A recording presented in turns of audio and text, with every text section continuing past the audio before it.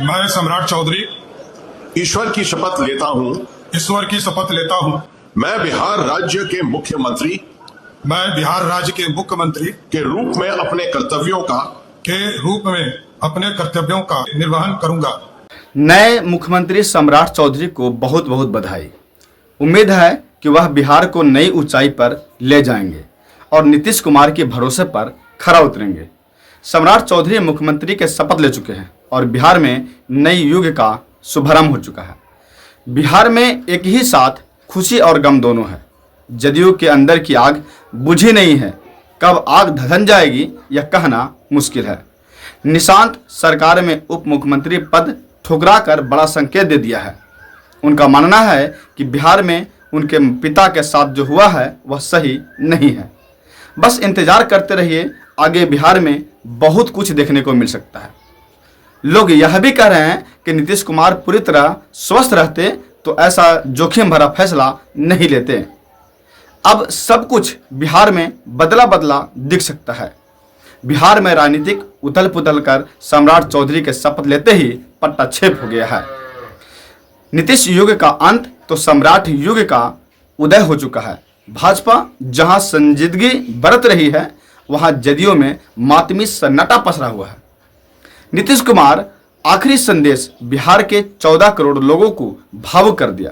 उन्होंने कह दिया है कि बिहार में और अच्छा काम होगा। हमने बिहार के अनवरत सेवा की है और बहुत काम भी हुआ है। बिहार की अगली सरकार 7 निश्चय 3 के तहत विकास कार्य करेगी। उन्होंने कहा कि केंद्र का भी अच्छा सहयोग मिल रहा है। इसके लिए उन्होंने प्रधानमंत्री नरेंद्र मोदी का नमन किया।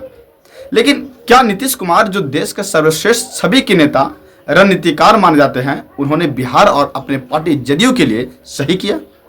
क्या सवाल इस समय सबके जहन में घूम रहा है। लोग क्यों कहने लगे हैं कि सम्राट चौधरी की सरकार बिहार में चंद दिनों का मेहमान है। जदयू क्यों अपने आप को ठगा महसूस कर रही है। जो सम्राट चौधरी नीतीश कुमार को चंद वर्ष पहले क्या क्या नहीं कहा था, उसी सम्राट चौधरी के इतने बड़े वकील नीतीश कुमार कैसे बन गए।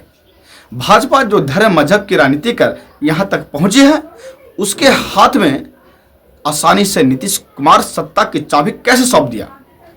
क्या बिहार और नीतीश कुमार की पार्टी लंबे समय तक इसका सहन कर पाएगी। सम्राट चौधरी के मुख्यमंत्री बनने से ना तो जदयू के आम नेता और कार्यकर्ता खुश हैं और ना उनकी पार्टी भाजपा के लोग खुश नजर आ रहे हैं। हाँ, भाजपा के लिए खुशी जरूर है। जो सपना वह दशकों से देखते आ रही थी, वह पहली बार बिहार में सरकार नीतीश कुमार के कारण हो गया। बिहार की धरती कुछ अलग मिजाज की है। विपक्ष को जिस तरह नीतीश कुमार डांट फटकार कर फिर लाड़ प्यार भी करते थे, वही सम्राट चौधरी कर पाएंगे। चुनाव से पहले जनसुराज के संस्थापक प्रसाद किशोर जिस तरह सम्राट चौधरी के ऊपर कीचड़ उछाल रहे थे, क्या वह सम्राट चौधरी के मुख्यमंत्री बनने पर चुप बैठेंगे। कुर्मी समाज के साथ जो बर्ताव हुआ, उसकी भरपाई हो पाएगी। अभी कुछ माह तक सरकार तो सही दिशा में चलती रहेगी, इसलिए कि नीतीश कुमार को दुखी नहीं करना है। लेकिन जब बिहार में भाजपा अपने चाल चलना शुरू करेगी, तब जदयू और अन्य सहयोगी दल भाजपा के चाल को रोक पाएगी। इस तरह के बहुत सारे सवाल बिहार के में तैरने लगी है। पता नहीं आगे बिहार में क्या क्या खेला होगा। इसलिए तो कहा जाता है कि राजनीतिक विचित्र होती है कि किसको कब जमीन से आसमान तक पहुंचा देती है और कब नीचे उतार कर ठिकाना लगा देती है। धन्यवाद।